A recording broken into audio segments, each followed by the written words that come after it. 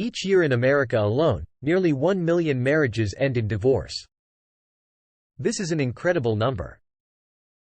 The question is how many of those marriages could be saved. Unfortunately, that is an invisible number. If your marriage stays together, it is hard to find in the statistics. Can your marriage be saved? I can tell you that if your marriage is in trouble and you do nothing, the outcome is guaranteed.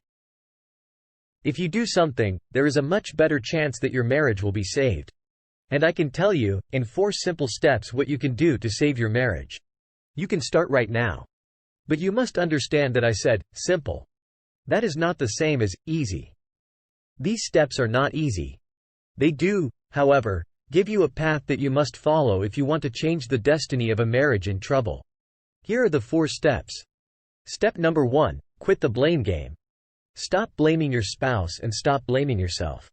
This is the first step because marriages get frozen into a pattern of blame that immobilizes any prospect of progress. Instead, the momentum gets dragged down and down. Blame is our way of avoiding seeing ourselves clearly. Unfortunately, blame feels good in the short term, but in the long term, it prevents any shift or change.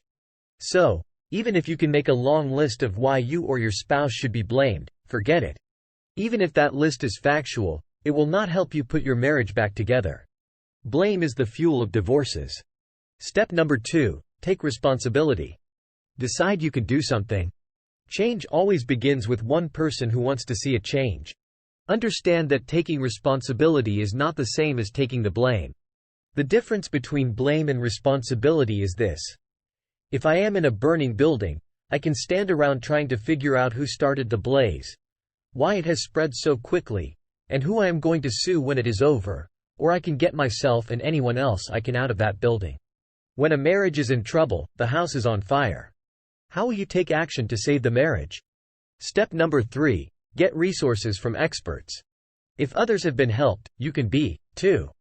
Experts with a great deal more perspective and experience can be a real help in these situations.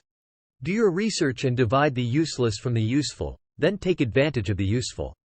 Don't assume that your situation is so different from every other situation. In your case, the story may be different from the rest of the world, but the dynamics are the same. Remember what Albert Einstein said, the significant problems we have cannot be solved at the same level of thinking with which we created them. In other words, what got you into trouble will not get you out of trouble. That requires a whole new level of thinking. And that is what you get from an outside expert, someone with a fresh perspective. Step number 4, take action. It is too easy to get paralyzed by the situation. Therapists often talk about analysis paralysis. This occurs when people get so caught up in their churning thoughts and attempts to figure things out that they never take action. It is not enough to simply understand what is causing the problem.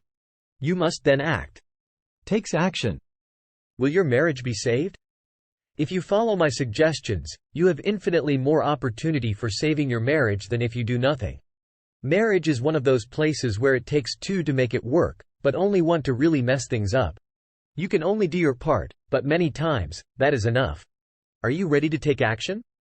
Save the marriage, even if only you want it. Click the link in the description to find out how.